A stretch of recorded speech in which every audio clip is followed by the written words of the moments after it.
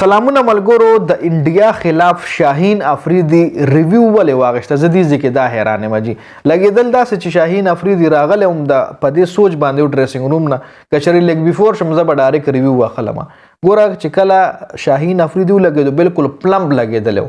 د 78 کالو ماشوم چې لږ ډېر کرکټ کړي و هغه نه تاسو کې هم دلوي بالکل صفا اوټ دی بالکل پلمب ولګېدو خو بیا هم شاهین افریدي نان سټرایک اینډ باندې چې کم بیټسمین و هغه نه هم تاسو نه کو چې راشه یار لږه مشوره به وکړو زه مخامخ ولګېدم که نه اوټ یم که نه ریویو والم که نه اکثر بیټسمین نان سټرایک اینډ باندې تپوس وکړي بل بیټسمین نه چې زه ولګېدم مخامخ هم کو نه چې کله ایج نه وي خو شاهین افریدي وایي نه بس ډایرکټ ریویو وایسته بل بیټسمین نه هم تپوس ونه کړو لکه که اوس وایي چې نه د ټچ دپاره نو د بال او د بیټ منس کې غټ ګیپ وجي د بال اور د بیټ منس کې غټ ګیپ لکه زه خلک وایي کېدای شي ټچ شوي پلم ولګېد خو کېدای شي بیټ سره ټچ شوي نو زه انسایډ ایج به شي نو زه ریویو به مطلب زه واخلم نو وکټ به مې بد شي خو چې هغه ریویو کې کله وکتلی شو نو د بال اور د بیټ منس کې تقریبا یو لیش فرق په یو لیش فاصله به وه لکه دومره ځي کې شاهین افریدي د بیټ او د بال فرق و او ښه پلم ولګېدو خو بیا یې ریویو واغېسته نو شعیب اختر چې وایي چې دا ټول لا نه پوهېږي واړه دي دی مایند سیټ چې کوم دی لا د انټرنیشنل کرکټرانو نه دی دی کې ټیلنټ نشته دی نو هغه بعضې ټایم کې چې کمې خبرې کوي حقیقت وي